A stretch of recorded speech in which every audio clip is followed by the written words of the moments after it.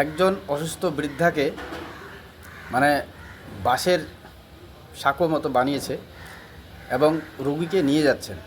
এটা হচ্ছে পশ্চিম মেদিনীপুরের নারায়ণগড় ব্লকের ছবি।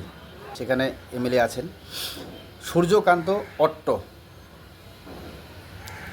এবং সোশ্যাল মিডিয়ায় এটা পোস্ট হয়েছিল, ভাইরাল হয়েছে। ভাইরাল হওয়ার পরেই ওনার কাছেও খবর যায়। তো এবার বিধায়ক বলছেন যে গ্রামে অনেক রাস্তা থাকে, যে রাস্তায় গিয়ে আমরাও গ্রামের মানুষ, আমরা জানি যে রাস্তায় গিয়ে একটা সময় দাঁড়িয়ে গেলাম 3 ফুট জায়গা বাড়ি ঢোকার জন্য। তো বিধায়ক এই ছবি দেখার পরেও বলছেন যে গ্রামে অনেক সময় জায়গা থাকে যেখানে সেম ব্যাপারটা, ওই 3 ফুটের মতো জায়গা, হয়তো সেইটুক জায়গা হয়তো এরা বাসের সাঁকো করে নিয়ে আসছে। এবং লাস্টে যেটা বলেন নেতাদের অভ্যাস, বিষয়টি আমি দেখছি।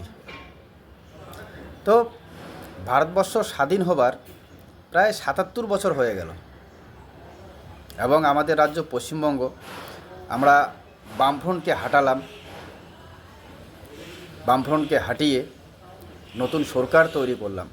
আজ থেকে 15 বছর হয়ে গেল, মা মাটি মানুষের সরকার, মমতা দিদি।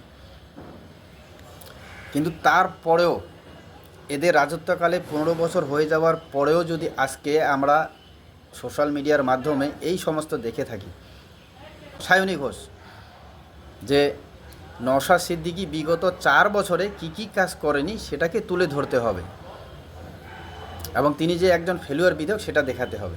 আমি তার বিপক্ষে বলেছিলাম যে শুধু নওশাদ সিদ্দিকী কেন, এরকম 294টা বিধায়কেরই যে কাজগুলো করা দরকার সেগুলি করেননি সেই এরিয়ার, সেগুলো তুলে ধরতে হবে।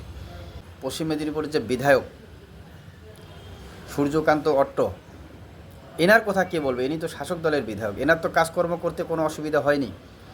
এবং সেই সমস্ত দুর্গম এরিয়ায় যদি তার বিধায়ক তহবিল থেকে কাজ করার পরে যদি কিছু কাজ বাকি থাকে, তাহলে দিদিকে বলে তো ডাইরেক্ট করাতে পারেন নাকি?